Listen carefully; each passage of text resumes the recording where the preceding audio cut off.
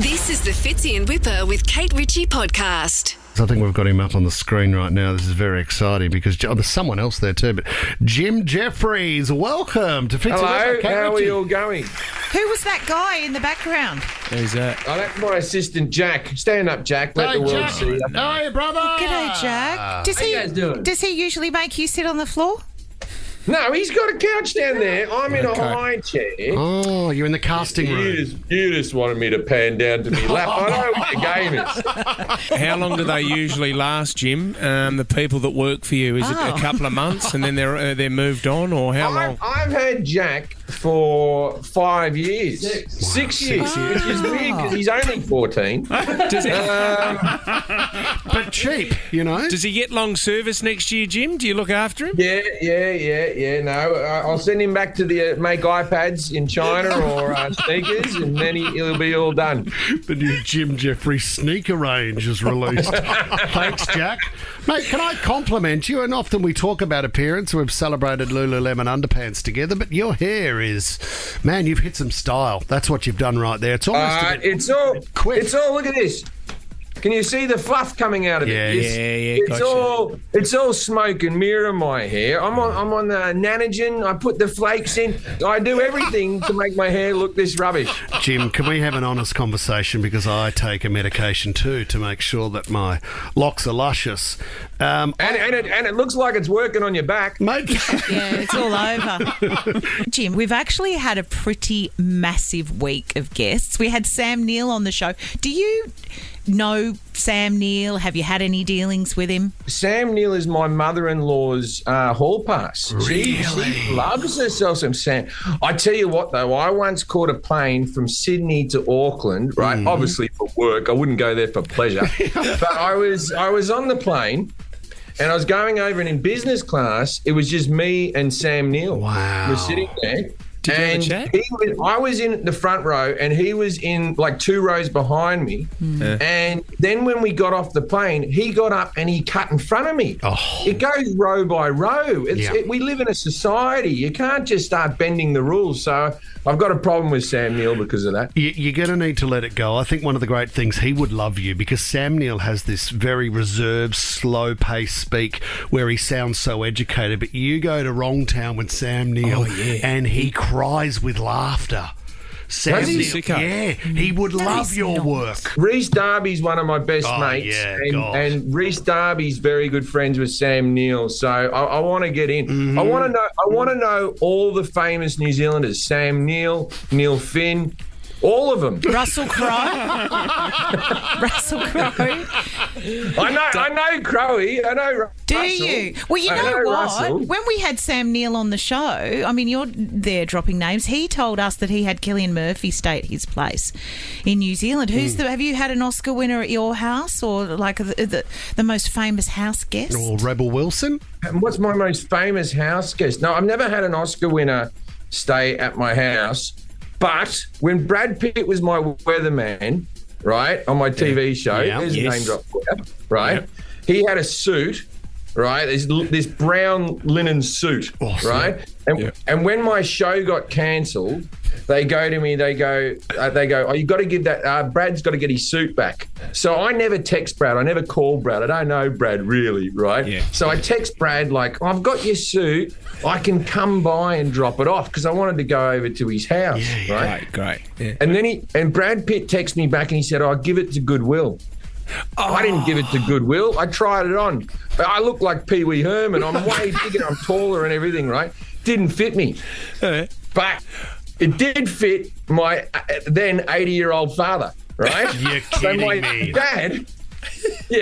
My dad has a fitted linen suit that Brad Pitt wore that was tailored to Brad Pitt. My mother died 4 years ago. This was the year after my mother died. So my father's back on the dating scene, right? And he doesn't have a computer. So he made my assistant Jack here laminate a photo of Brad Pitt wearing the suit so it could fit in his breast pocket. No way. And what my dad does is he goes out on dates and he goes, and when the women start losing interest, then boom, I pull out the photo. Wow. Where did you get your suit, Brad Pitt? Yeah, Gary. It'd be all Gary's. Is Gary's it Gary? the belter. Gary with the 2 R's or just the one? Nah, just the one I'm big R. He's on not spelling. fancy. No. Has he Fancy. had any luck though, Jim? Like, is he? No, because he's trying to have sex with 80-year-old women. It's difficult. The suit doesn't do that much. It's not a magical outfit. Jim. It's a lovely suit, though. Yeah, that's beautiful. I'll get you a photo of Brad wearing it and of my dad wearing it. Brilliant. I've got both of them side by side. Please. Well, you're playing the ICC Sydney Theatre, which will be magnificent, Jim. That's Wednesday, 14th of August. You've just called another show in Newcastle at the Civic Theatre as well. So you're going to have to get along to go see Jim there. Jim, did you also... Have you played Glastonbury, Reading and Leeds Festival? How do you go when you've got like a festival crowd and everyone's on the cans? Is it better for you? Well, that was back... I started playing those festivals in about 2004 and I played them through till about 2011. And I'll be honest with you, I was on a lot of drugs each time. So I can't really tell you how it went. I remember doing one Glastonbury where I was on so many mushrooms, I couldn't get to the front of the stage. And the stage would have been about 20 metres deep. And I just hugged the back curtain. So not great.